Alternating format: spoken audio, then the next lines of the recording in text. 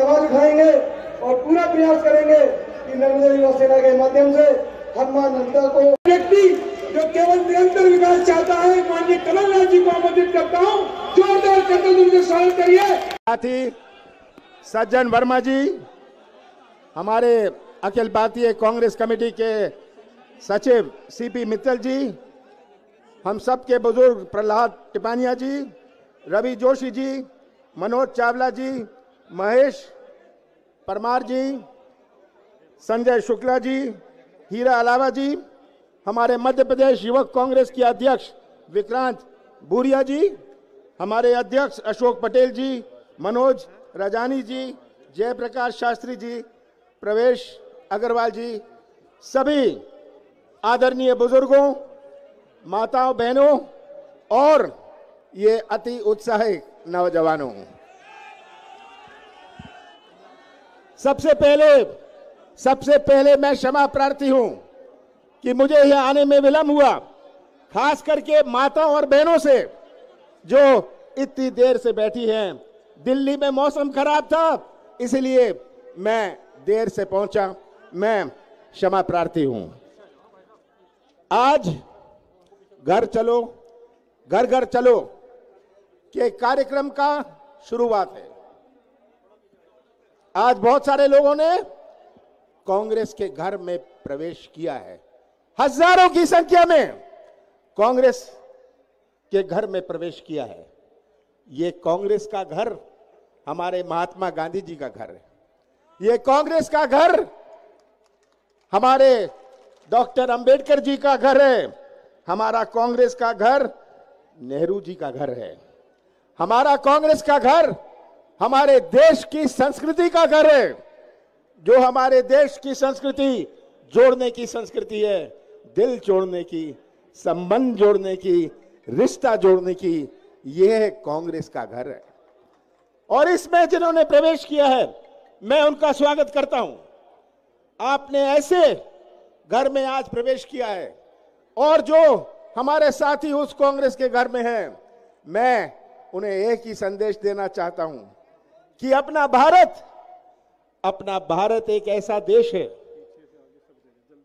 जहां इतने धर्म, इतनी जातियां, इतनी भाषाएं, इतने त्योहार, इतनी देवी देवताएं, कोई ऐसा देश विश्व में नहीं है। और यही भारत की महानता है कि कांग्रेस की संस्कृति और देश की संस्कृति से आज अपना देश एक झंडे के नीचे खड़ा है। यही कांग्रेस की महानता है और यही संस्कृति पर आज आक्रमण हो रहा है। आज हमारी मुकाबला केवल बीजेपी से नहीं है, हमारा मुकाबला इस देश की संस्कृति को बचाने का है। जिस संस्कृति पर आज हमला हो रहा है, हमारी इतनी भाषाएं, हम यहां से दक्षिण जाते हैं तो हमारा पजामा और धोती भी लुंगी बन जाती है, सही है ना। हमारे घर में एक देवता की पूजा करते हैं, बाहर जाते हैं दूसरी देवता की पूजा करते हैं। ये देवी देवताओं का, ये हमारे आध्यात्मिक शक्ति का प्रतीक है और यही अपने देश की पहचान पूरे विश्व में है। कोई ऐसा देश नहीं है अपने विश्व में। और अगर हम बात करें भारतीय जनता पार्टी के घर की, उनका कैसा घर है? इनका घर तो गोडसे का घर है। इनका घर हमारे बेरोजगार नौजवानों का घर है। जिस प्रकार आज सबसे बड़ी चुनौती हमारे नौजवानों की भविष्य की है, आज का नौजवान जो हमारे प्रदेश का निर्माण करेगा भविष्य में, आज का नौजवान और 20 साल पहले के नौजवान में बहुत अंतर है। आज के नौजवान में एक तरफ है, आज का नौजवान कोई ठेका या कमीशन नहीं चाहता, वह तो व्यवसाय का मौका या अपने हाथों को काम चाहता है। और ये बेरोजगारी का जो घर बीजेपी का है, भ्रष्टाचार का घर भारतीय जनता पार्टी का है, हमारे किसानों की आत्महत्या, जो किसान तड़प रहा था बीज और खाद के लिए, ये भारतीय जनता पार्टी का घर है। आज प्रश्न हमारे सामने है कि हम कौन से रास्ते में चलना चाहते हैं। हम मोदी के रास्ते में चलना चाहते हैं या अपने देश की संस्कृति और अपने भविष्य को सुरक्षित रखने के रास्ते पर चलना चाहते हैं। 15 साल बाद कांग्रेस की सरकार बनी थी। 15 साल बाद कांग्रेस की सरकार बनी थी।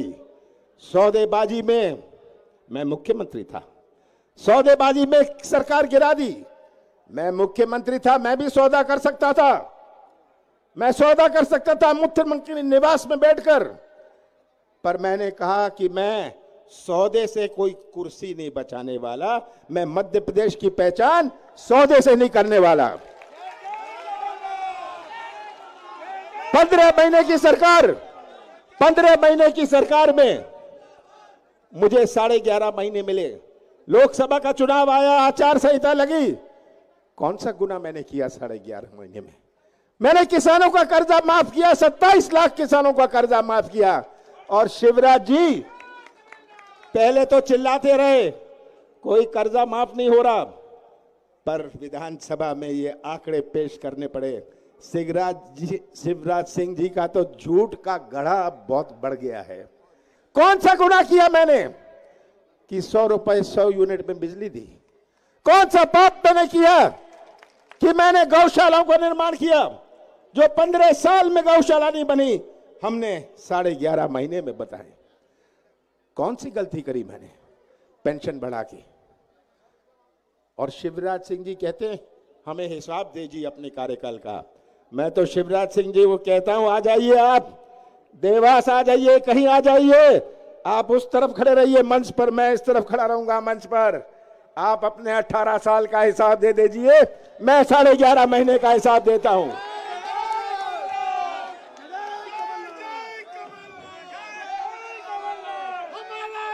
कौन सी मैंने गलती करी?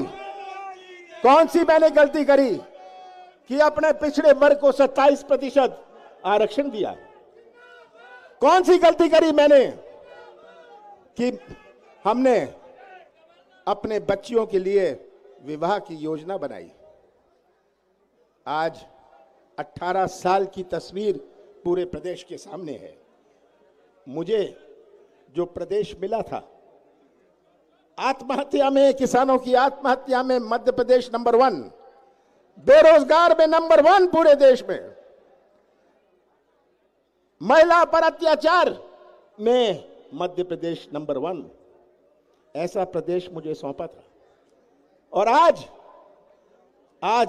इन सब पर हम नंबर 1 हैं।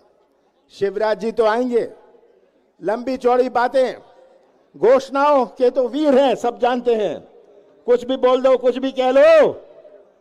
शिवराज जी, आज नौजवान बिना काम के, किसान बिना दाम के, छोटा व्यापारी बिना व्यापार के, शिवराज जी आप किस काम के? मैं तो ये पूछता हूं।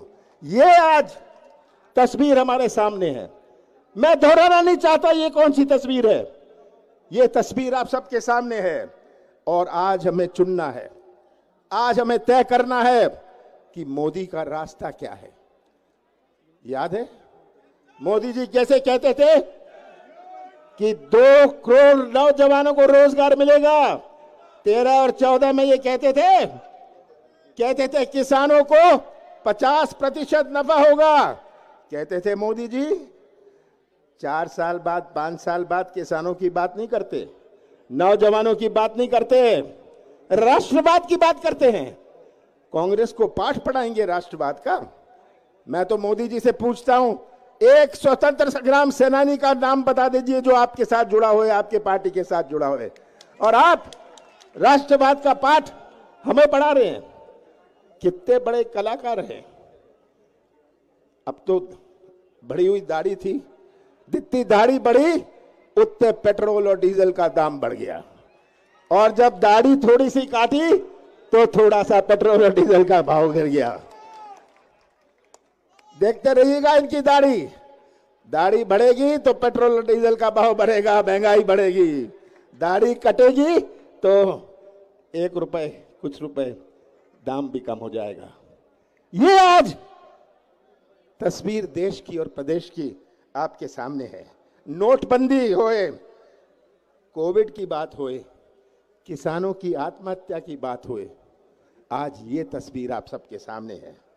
मैं तो आपसे यही निवेदन करना चाहता हूं कि हम कैसे अपने प्रदेश का भविष्य सुरक्षित रखें, कैसे हम अपने प्रदेश को फिर से उस पटरी पर लाएं जहां हमारे नौजवानों का भविष्य सुरक्षित है, हमारे किसानों में फिर से मुस्कुराहट आए।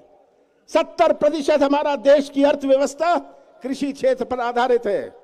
जिसकी किराने की दुकान गांव में चलती है, वो किराने की दुकान तब चलती है जब किसानों के जेब में कुछ पैसा होए।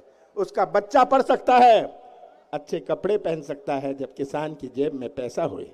ये आज तस्वीर हमारे सामने है। देवास तो हमारे संस्कृति का प्रतीक है। देवास हमारे संस्कृति का प्रतीक है। किस प्रकार की एकता यहां है, हर समाज में, हर धर्म में देवास।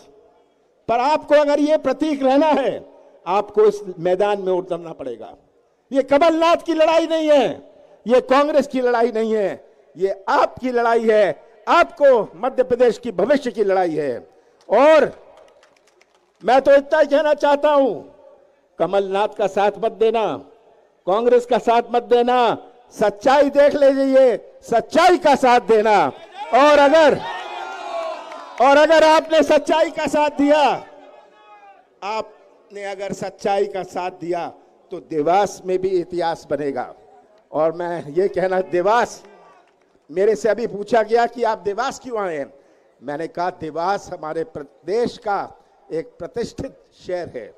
इसको देवास में एक नया इतिहास शुरू होए, ये हमारा प्रयास रहेगा। आप सब यहाँ आए, आप सब इतनी देर इंतजार करी, आप सबका बहुत बहुत धन्यवाद। हेलो मैंने किया था वहाँ। ये बच्ची नेमावर हत्याकांड में आखिरी बच्ची बची थी। ये कंस मामा के राज में बच्चे भी सुरक्षित नहीं, आदिवासी बच्ची आज कांग्रेस में है। आप सब आभार प्रदर्शन के लिए श्री सुधीर शर्मा जी को आमंत्रित करता हूं।